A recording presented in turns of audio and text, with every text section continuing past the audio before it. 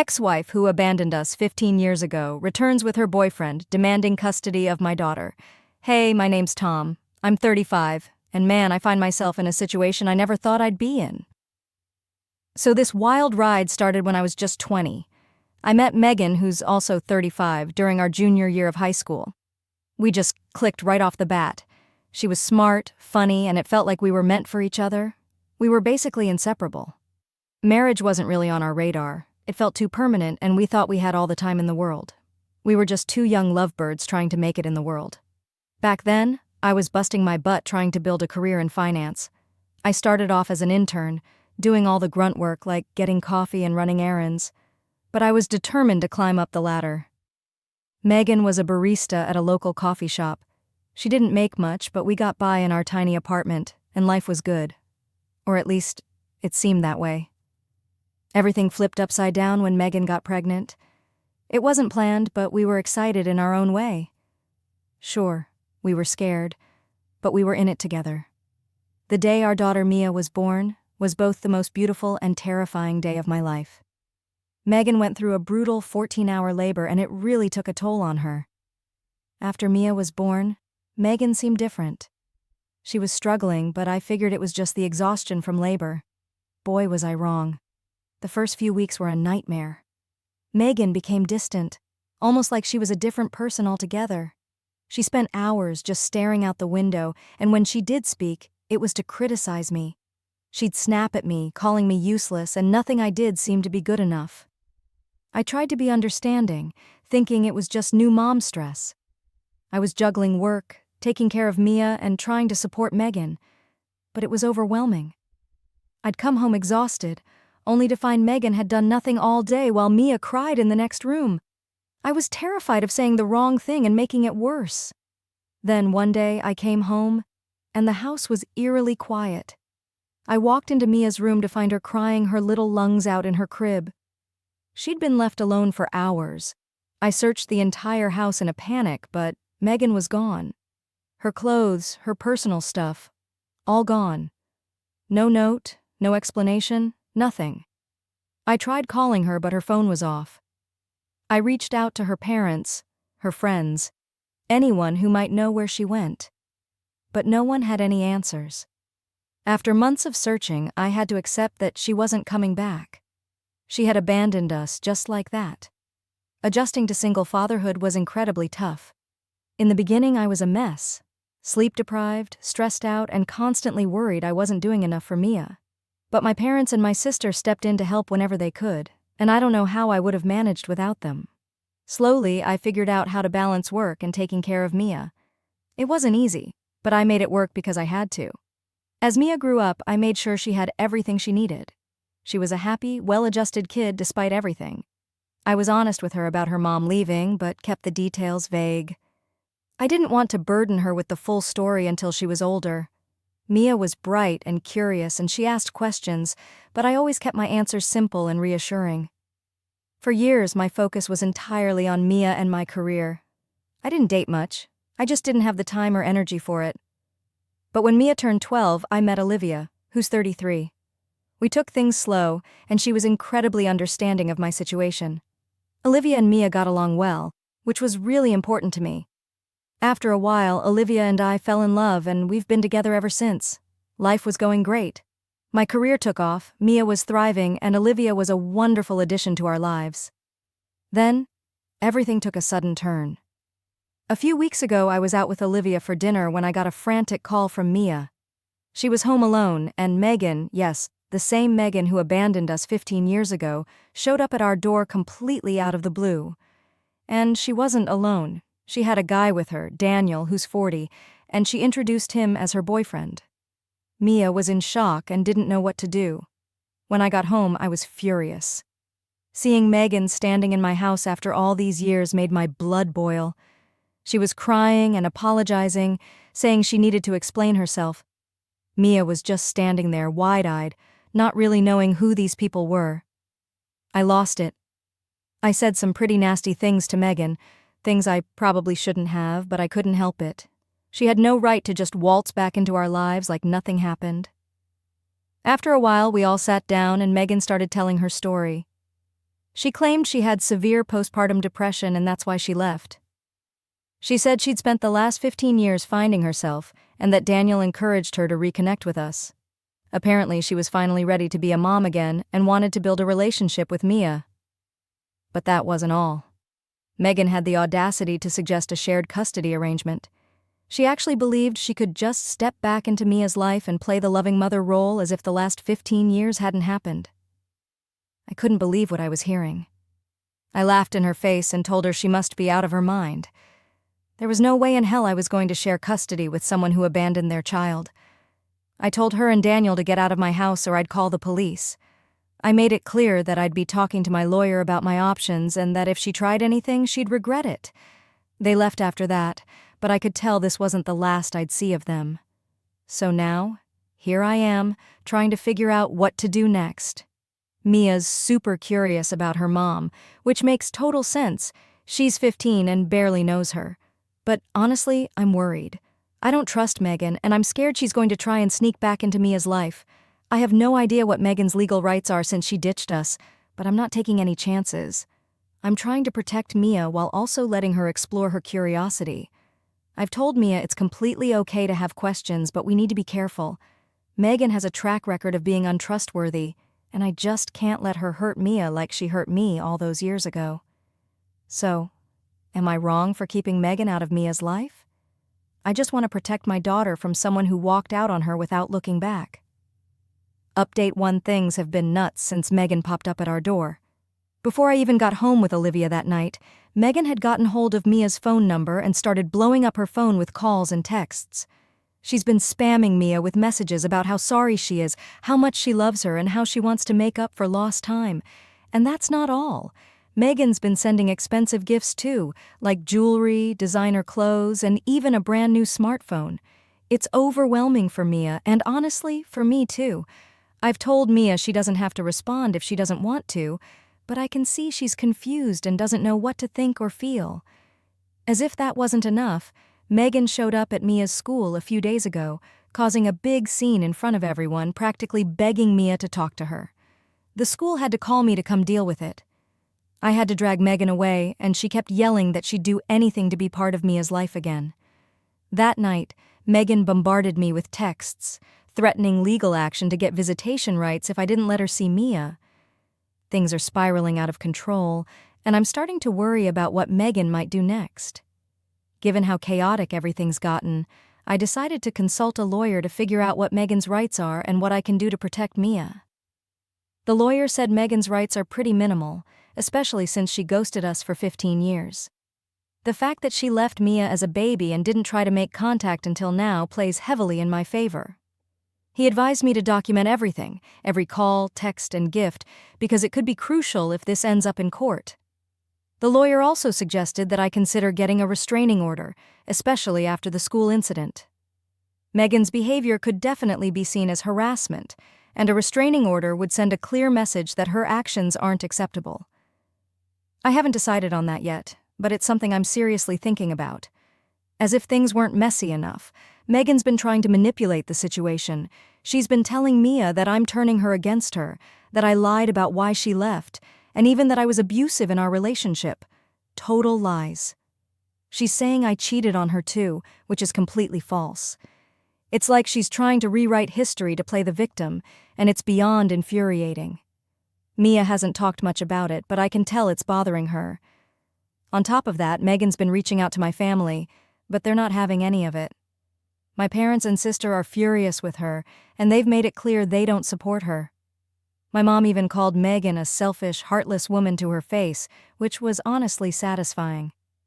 But Megan hasn't stopped trying to turn people against me, and her desperation is really starting to show. Her boyfriend Daniel has also jumped into the fray. He confronted me at work last week, making veiled threats about consequences if I don't let Megan see Mia. I have no idea what he meant, but it made me uneasy. I'm documenting everything just in case things get even worse. I'm starting to suspect Megan and Daniel might have ulterior motives. The way they're acting, it feels like they're after something more than just reconnecting with Mia. I've heard stories about people regaining custody just to get financial support, and it's making me paranoid. I'm worried Megan might sue for back child support or even alimony, despite the fact that we were never married. I plan to document every interaction with Megan and Daniel from now on. I'm also going to have a serious talk with Mia about everything that's happening. She's old enough to understand, and I need her to know she can always come to me with anything. My top priority is keeping her safe, both emotionally and physically, and I'll do whatever it takes to protect her. I've got a bad feeling this is just the beginning, but I'm bracing myself for whatever comes next. I'll update you all soon if anything new happens. Thanks for all the support. Seriously, it means a lot. Update 2. After all this craziness, I figured it was time to sit Mia down and tell her the full story about Megan. I'd been holding back to protect her from the ugly details, but she deserves to know the truth. She's caught in the middle of this mess, and it's only fair that she understands what really happened. So I told her everything. I explained how Megan and I were happy at first, how things changed after Mia was born, and how Megan became more and more distant until she eventually left us without a word. I also told her about the recent things Megan's been saying, how I was supposedly abusive and cheated, and made it clear none of it was true. It was a tough conversation, but Mia handled it surprisingly well. She was upset, of course, but I could see a kind of relief in her eyes, like she was finally getting answers to questions she didn't even know she had. After we talked, Mia told me she needs some space from Megan. She said she doesn't want to see or talk to her for a while, which I completely understand. I told her that's totally fine and that I'm here for her no matter what. Whatever she decides, I'll back her. So, the next time Megan tried to reach out, Mia just ignored her. When Megan figured out Mia wasn't responding, she showed up at our place again, demanding to see her. I had to literally stand in her way to stop her from barging in. She started screaming and crying, saying I was ruining everything. It got so intense that Daniel had to drag her away, kicking and screaming. That's when it really hit me how unstable she is. Not long after that drama, I got a notice that Megan was filing for custody and visitation rights. I wasn't really shocked, but it still hit me hard. The thought of a legal battle over Mia was something I really hoped to avoid. But it was clear Megan wasn't backing down. My lawyer and I got ready with our counter-filing, citing stuff like abandonment, emotional harm, and her recent harassment. We threw in all the documentation I'd been collecting, texts, calls, the school incident, and her outburst at my house. My lawyer seemed pretty confident we had a strong case, but I knew it wouldn't be a walk in the park. The court hearings kicked off, and man, were they stressful.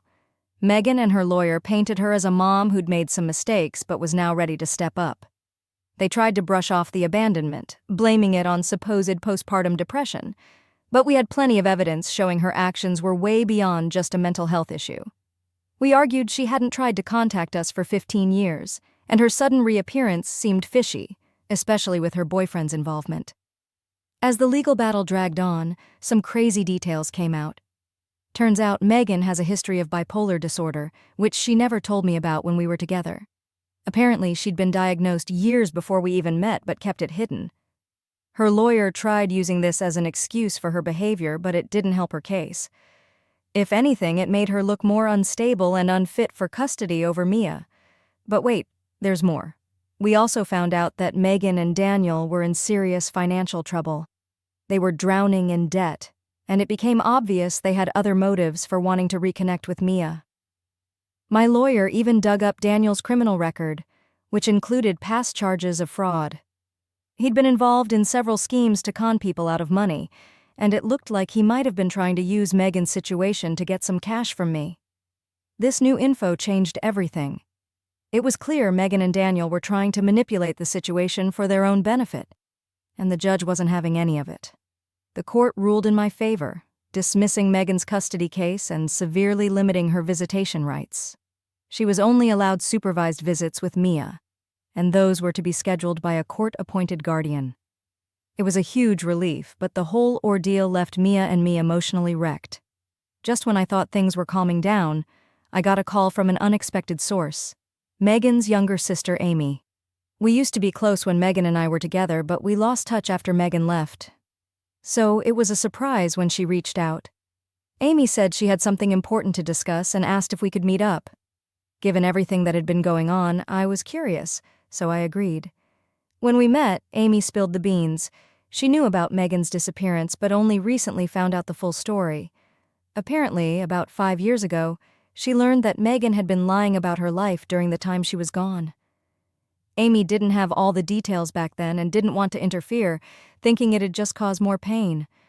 But after hearing about the custody battle and how Megan had been manipulating things, she couldn't keep quiet any longer. Amy offered to testify against Megan, revealing the lies and deception she'd kept hidden for years. She wanted to help protect Mia from getting caught up in any more of Megan's schemes. At first, I was hesitant, but after hearing what Amy had to say, I realized she might be the key to ending all this. Amy's testimony in court was a real eye-opener. She revealed that Megan didn't leave because of postpartum depression or to find herself. The truth was way worse. Shortly after Mia was born, Megan had an affair with a guy who was a regular at the coffee shop where she worked. He was older, had money, and promised her a life of luxury if she left everything behind and ran away with him. And that's exactly what she did. They lived a carefree life off his savings in different parts of the country until his money ran out. When their funds dried up, Megan dumped him and returned home. That's when she met Daniel, who wasn't new to financial schemes and saw an opportunity in Megan's situation. Together, they came up with a plan to reconnect with Mia and me, hoping to get some sort of financial benefit, whether through child support, alimony, or just manipulating us into helping them out. For years, I'd been carrying the guilt of not being able to keep my family together, only to find out Megan never intended to be a mother in the first place.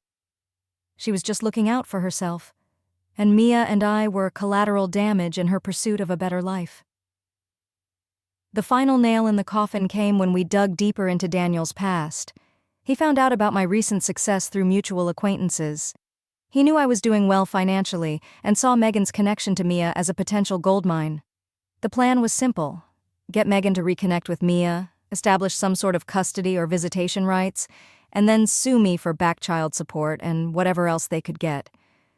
Daniel's involvement was purely about money, and Megan went along with it because she was desperate, seeing it as a way to regain the life she'd lost when she ran out of money with her last boyfriend. But the plan backfired spectacularly. With Amy's testimony and the evidence we gathered, their house of cards came crashing down. As the truth came out, Megan's world fell apart. Her family, friends, and even the few allies she had left turned against her. They couldn't believe the extent of her deceit. Megan's lies eventually caught up with her, and she quickly ended up alone. Daniel, who had been super supportive when he thought there was money to be made, bailed on her the moment things went south. He took all the cash they had left and vanished, leaving Megan with absolutely nothing. This whole mess led to Megan having a complete mental breakdown. She was hospitalized for a bit, and when she got out, she was just a shadow of her former self. The court dismissed her case for custody, and I got full custody of Mia with no obligations to Megan at all. Mia's been handling everything surprisingly well, considering the circumstances. She's angry at Megan for all the lies and manipulation, but there's also a part of her that feels sorry for her mom.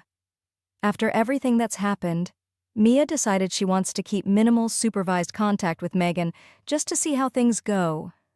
I've agreed to it as long as it's on her terms and in a safe environment. Throughout all this chaos, Olivia has been my rock. She stood by me, supporting me through every twist and turn, and I honestly don't know how I would have made it without her. Once things settled down, I started thinking more about our future together.